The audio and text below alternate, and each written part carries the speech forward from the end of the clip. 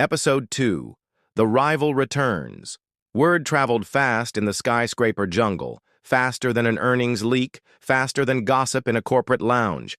By Friday, whispers were echoing down the marble halls of Cross Industries. Cassandra Voss was back in the city. For most, the name meant power, influence, and a certain brand of elegance that could slice through a room like a diamond-tipped blade.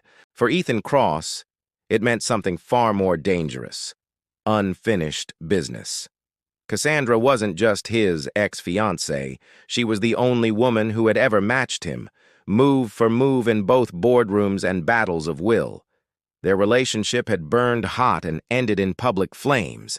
An engagement called off weeks before the wedding, with enough media coverage to fuel years of speculation. And Cassandra? She hadn't just survived the fallout. She'd thrived, building her own empire from scratch.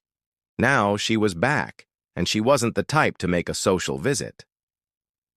Their first encounter happened at a charity art auction. Ethan had brought several executives from Cross Industries.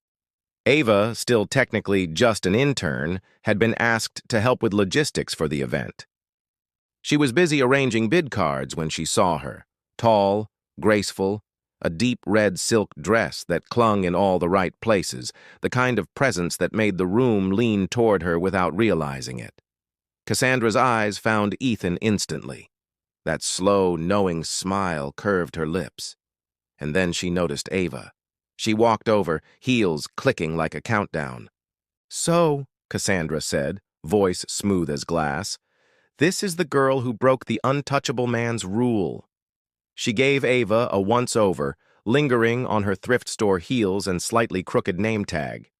Cute, in a stray puppy sort of way. Ava blinked, unsure whether to thank her or throw her drink in her face. Ethan stepped in, his voice cool. "Cassandra." "Ethan," she purred, "always a pleasure to see you.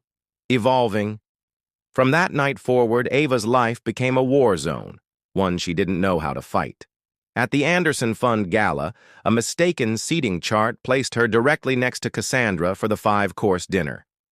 Cassandra spent the entire evening telling charming, humiliating anecdotes about Ethan's quirks to the table, each one carefully designed to make Ava feel like an outsider.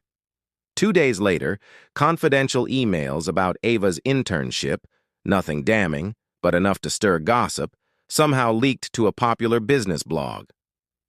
And then came the photos, grainy paparazzi shots of Cassandra leaning in toward Ethan outside a restaurant, her hand just grazing his shoulder. The headline screamed, "Billionaire reunites with ex." When Ava saw the article, her chest tightened. She knew better than to believe every photo. Angles could lie, but she couldn't stop the knot in her stomach. Ethan found her later that evening in the break room, staring at her coffee like it might hold all the answers. "She's playing a game," he said quietly. "I'm not sure I want to know the rules," Ava replied. His gaze softened. "The only rule that matters is this: I'm not letting her win." But Cassandra wasn't done.